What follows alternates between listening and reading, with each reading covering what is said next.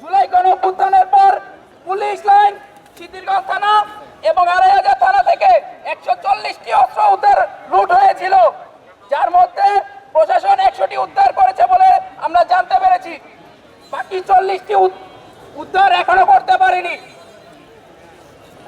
একই সাথে rifle club থেকে অসংখ্য অগ্নিয়াস্ত্র লুট হয়েছে, যা আগামী সুষ্ঠু নির্বাচন বিঘ্ন সৃষ্টি করতে পারে। এসব অস্ত্র দ্রুত সময়ের মধ্যে উদ্ধার করতে হবে এবং আওয়ামী সন্ত্রাসী ব্যবহৃত অস্ত্রগুলো কাদের কাছে হস্তান্তর করা হয়েছে তা উদ্ধার করতে হবে।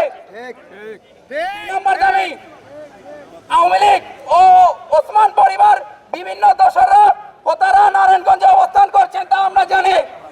তাদেরকে অনতিবিলম্বে গ্রেফতার করে বিচারের আওতায় আনতে হবে।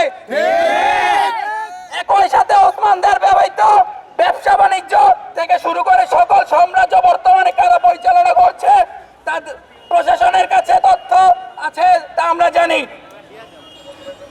তাদেরকে দ্রুত আইনের আওতায় আনতে হবে, কেননা এই সাম্রাজ্য অর্থ দিয়ে আমাদের ভাইদেরকে হত্যা করার চেষ্টা চালানো হচ্ছে। ৩ নম্বর দাবি, থানা কিংবা কোর্টে আওয়ামী লীগের সন্ত্রাসী পুনর্বাসনের জন্য তকবির বাণিজ্য হয় তা সবাই আমরা জানি। বৈষম্য বিরোধী হত্যা মামলা নিয়ে বাণিজ্য হয় তাও আমরা জানি। এগুলো অনতিবিলম্বে বন্ধ করতে হবে এবং থানা কোর্টকে রাজনীতিক বলে মুক্ত রাখতে প্রশাসনকে সচেষ্ট থাকতে হবে। বিপ্লবের অগ্রনায়ক শরীফ ওসমান হাদি ভাই গুলিবিদ্ধ হয়েছে তা আমরা সবাই দেখেছি। অভিযুক্ত মূল আসামি এখনো ধরাছোঁয়ার বাইরে। আমরা জানতে পারি সে ভারতে পলায়নরত রয়েছে। যদি তাই হয় তবে তা কিভাবে হলো তা স্পষ্ট করতে হবে এবং আগামী ২৪ ঘন্টার মধ্যে হাদি ভাইকে গুলি করা মূল আসামিকে গ্রেফতার করতে হবে। আর এই দাবিগুলো যদি ২৪ ঘন্টার মধ্যে দৃশ্যমান না হয় তাহলে আমরা জুলাইতে যেভাবে রাজপথে ছিলাম ঠিক সেভাবে আবারও কঠোরভাবে প্রতিবাদ গড়ে তুলব।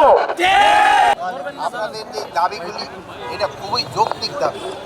এটা যত তাড়াতাড়ি বাস্তবায়ন করা যায় এটার জন্য আমরা অলরেডি কিছু পদক্ষেপ নিয়েছি এবং কিছু পদক্ষেপের আমরা অলরেডি ডিক্লেয়ার করেছি এবং এগুলি অবশ্যই যৌক্তিক দাবি। আরেকটা জিনিস, আমাদের উসমান হাদি ভাই আহত, এর জন্য আপনারা সবাই আল্লাহর কাছে দোয়া করবেন উনি যেন সুস্থ হয়ে আমাদের মাঝে আবার ফিরে আসতে পারেন এবং ওনার যে বিভিন্ন কর্মকাণ্ড এটা কিন্তু দেশের জন্য খুবই মঙ্গলজনক ছিল এবং উনি যেন এই কর্মকাণ্ডগুলি করতে পারে এই জন্য আপনারা সবাই আল্লাহর কাছে একটু খাস দিলে দেয়া করবেন। আপনারা সবাই ভালো থাকেন, দোয়া করি। যদিও তাকে এখনো গ্রেপ্তার করা সম্ভব হয় না, কিন্তু তার ব্যবহৃত হাতিয়ারটা উদ্ধার করা হয়েছে এবং ওর সাথে যে আরেকজন ওই হাতিয়ার তাকে উদ্ধার করা রিমান্ডে নিছি। হয়তো আমরা হয়তো আমরা করতে পারবো।